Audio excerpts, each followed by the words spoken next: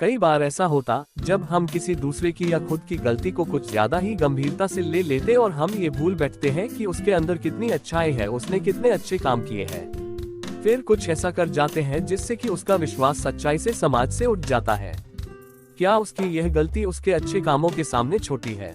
एक राजा था, उसने 10 खूंखार जंगली कुत्ते पाल रखे थे, जिनका इस्तेमाल वह लोगों को उनके द्वारा की गई गलतियों पर मौत की सजा देने के लिए करता था।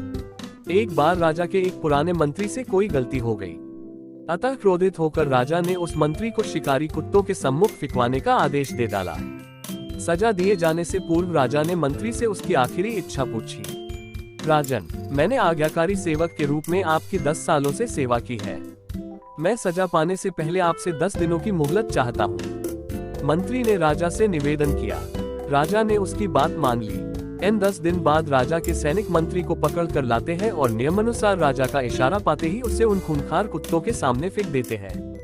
परंतु ये क्या कुत्ते मंत्री पर टूट पड़ने की बजाय अपनी पूंछ हिला हिला कर मंत्री के ऊपर कूदने लगते हैं और प्यार से उसके पैर चाटने लगते हैं। राजा आश्चर्य से ये सब देख रहा था। उसने मन ही मन सोचा कि आखिर इन खूंखार कुत्तों को आज क्या हो गया है, वे इस तरह क्यों व्यवहार कर रहे हैं। आखिरकार राजा से रहा नहीं गया, उसने मंत्री से पूछा, ये क्या हो रहा है? ये कुत्ते तुम्हें काटने की बजाय तुम्हारे साथ खेल क्यों रहे हैं? मंत्री ने कहा, राजन, मैंने आपसे जो 10 दिनों की मोहलत ली थी, उसका एक एक क्षण मैंने इन बेजुबानों की सेवा करने में लगा दी। मैं रोज इन कुत्तों को नहलाता, खाना खिलाता व हर तरह से उनका ध्यान रखता। ये कुत्ते खूंखार और जंगली होने के बावजूद भी मेरे इन 10 दिनों की सेवा को नहीं भुला पाए हैं, परंतु खेद है कि आप प्रजा के पालक होकर भी मेरी 10 वर्षों की स्वामी भक्ति को भूल गए और मेरी एक छोटी सी भूल पर इतनी बड़ी सजा सुन दी।